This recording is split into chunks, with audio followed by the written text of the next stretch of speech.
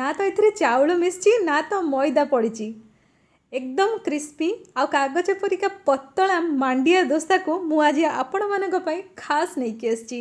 नमस्कार दर्शक बंधु, मु आपण मानकर रश्मि वेलकम करची आपण मानकर प्रिय रश्मिस किचन रे। आज मु आपण मानक पई एकदम खास टेस्टी आउ healthy crispy crispy masala dosa नहीं कि आसी आ ता भी पूरा पूरी मांडिया रे।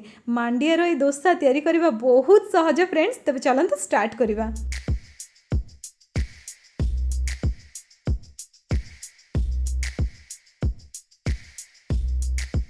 এই मांडिया डोसा तैयारी करने आमको दरकार बिरी आउ मांडिया अटा। बिरी जदि आम गोटे कप नेबा ताहले 4 कप नबा मांडिया अटा। एठी मु नेछि आधा कप बिरी ता संगे 2 कप मांडिया अटा। तो आपण माने यार भागमाप जानि पारथिबे। बिरी आपण जेतिकी नेबे तार 4 गुण आपण नेबे मांडिया अटा। तो मु एठी नेछि आधा कप बिरी ताकू आमे भल कि धोई नबा तापर ताकू आमे बतुरे नबा। मु एठी बतुरे देछि फाळ बिरी हेतिबारु गोटे घंटारे बतुरी गला। जदि आपण गोटा बिरी नै छथि ताहले 2 घंटारे बतुरी जिवो। 2-3 घंटारे बतुरी जाइथे भल कि ताकू आपण बाटी देबे।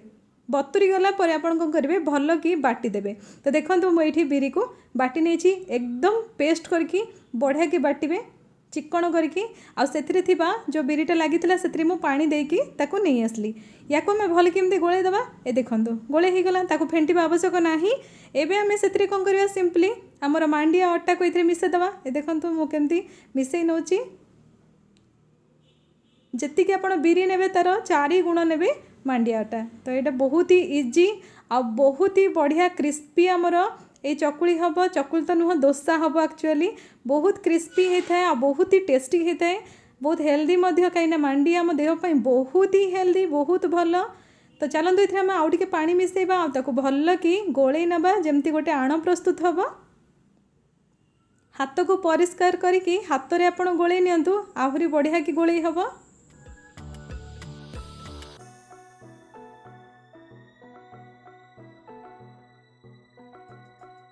এই ଆଣକୁ ଆପଣ ବେଶୀ ପତଳା କରିବେନି, ଏମିତି ବହଳା କରିକି ଗୋଳେଇ ନେବେ। ଆଉ ଗୋଳେଇ ହେଇ ସାରିଲା ପରେ ତାକୁ ଆପଣ ଘୋଡ଼େଇ ଦେବେ। ଆଉ 4 ରୁ 5 ଘଣ୍ଟା ପର୍ଯ୍ୟନ୍ତ ତାକୁ ଆପଣ ଏମିତି ଛାଡ଼ିଦେବେ। ଯଦି ଶୀତ ଦିନ ହେଇଛି ନା ପୁରା ପୁରି ରାତି ଯାକ ଆପଣ ଛାଡ଼ିଦେଲେ ବି ସକାଳକୁ ଆପଣ ଦୋସା ବନେଇ ପାରିବେ। ତ ୟାକୁ ଫର୍ମେଣ୍ଟ ହେବା ପାଇଁ ଆମେ 4-5 ଘଣ୍ଟା ବାହାରେ ରଖିଦେବା। 5 ଘଣ୍ଟା ପରେ ଦେଖନ୍ତୁ ବହୁତ ବଢ଼ିଆ ଭାବରେ ତାହା ଫୁଲି ଯାଇଛି, ଫର୍ମେଣ୍ଟ ହେଇଯାଇଛି। ତାକୁ ଚାଲନ୍ତୁ ଗୋଳେଇ ନେବା। शीत दिनटा कौन कि ठंडा थाए तो से आप राति जाक रखिदे पारे। आ गरम दिन में ठंडा जगार जदि आप रखिदे शोवा घरे फैन जो लगी से आप रखिदे ना ताहले ये आणटा बढ़िया कि फर्मेंट होकर रहिबो। तो चलतु एथर आम किछिटा बाहर करदे जतिक आम डोसा बनइबा बाकी को फ्रिज रे रखिदबा। ये गोटे छोट जगार मु आण को काढ़ी नेलिनी। एबे आम आवश्यक अनुसार पानी देके ताको आम गोलेबा। ये आम बैटर प्रस्तुत करदे जो थी कि आम आमर डोसा बनइबा। एबे आम ये लुण पकेबा स्वाद अनुसार। पिठा आमर बढ़िया टेस्टी लगे। लुण पकई सारापर ताको आम भल कि गोले दबा। एबे आम बैटर को साइड रखिबा। तबे चलते आम प्रथम चटनी प्रिपेयर करबा। सेतिपई गोटे कड़ई नहीं कि सेतिरे आपण टिके तेल पकई देबे। तेल गरम हो गला परे सेतिरे आम गोटे कटा पियाज पकेबा। सेतिरे कंचा लंका आपण टेस्ट अनुसार पकेबे। लंका जमा भी राग नहीं बेसी सेतिपई मु बहुत सारा पकेली। एबे आम ताको टिके समय पई भाजी नबा। वर्तमान सेतिरे भेसुंगा पत्र आपण धनिया पत्र पुदीना पत्र ये सब पकई पारिबे। तो मुझे पुदीना पत्र और धनिया पत्र उभय पकेली। जो मानू पुदीना पत्र भल लगे से माने स्किप करंतु।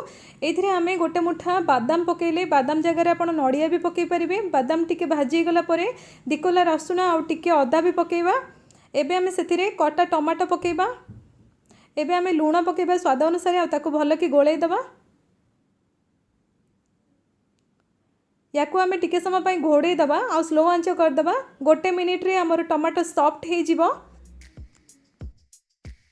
टमाटो सॉफ्ट हो गला परे ताको आपण ठंडा हवा पई देबे।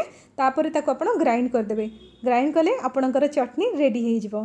एठी हमर टमाटो चटनी रेडी हो गला। ताको हम साइड रखिबा। आलू मसला स्टफिंग बनवा पाई गोटे कड़ई गरम करवा। 2 चम्मच तेल दबा। तेल गरम हो गला परे गैस को टिके स्लो रे रखिकी बुट डाली सोरिष आ बिरी डाली को पकेबा। सोरिष फुटिबा पई अपेक्षा करवा। सोरिष फुटी गला परे सेतिरे आमे कंचा लंका पकेबा। तेबे भेसुंगा पत्र मध्य पकई नबा। भेसुंगा पत्र मध्य चटकी गलानी। एबे आमे सेतिरे कटा पियाज गोटे पकई दबा आ ताको फ्राए करबा। गैस रो फ्लेम को मीडियम रे रखिबे। पियाज को बेसी सॉफ्ट करिया दरकार नहीं, अल्प टिके अदा रसुन रे छेचा पकांदु, बहुत बढ़िया वासना आसीबो। हळदी अल्प पकेबा, लुण स्वाद अनुसार पकेबा, ताको भल कि गोळेई दबा।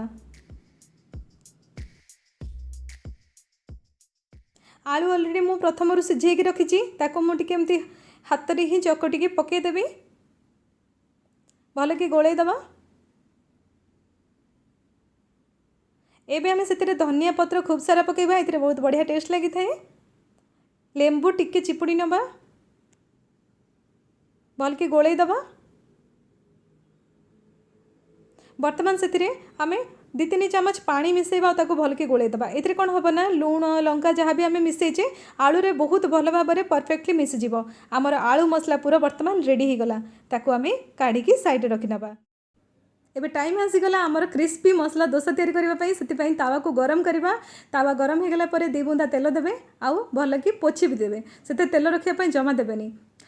एबे आमे कोन करबा, आमर बैटर को टिके भल कि गोळेई दबा, तळ ऊपर कर दबा।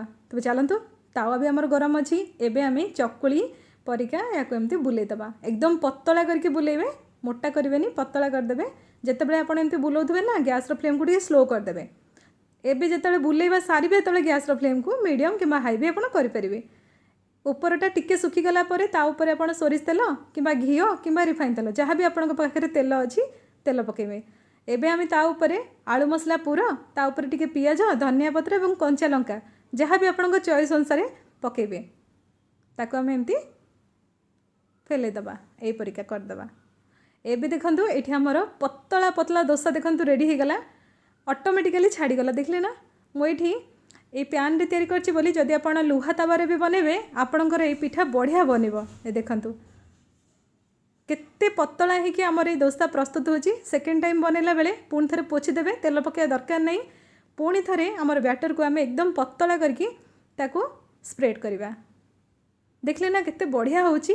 ता ऊपर पुणी टिके तेल दे दबा, आ ताको भल कि स्प्रेड कर दबा। ए टाइप रो जो जगह टिके मोटा थिबो ना, सेटा भी पतला हे जिवो। जम्मा डरबेनी, बढ़िया कि बनेबे। आपणकर भी मांडिया डोसा बढ़िया बनिबो। आ टेस्ट आपण जम्मा जानि परिबेनी, एटा केवल मांडिया रे बनिछि बोली।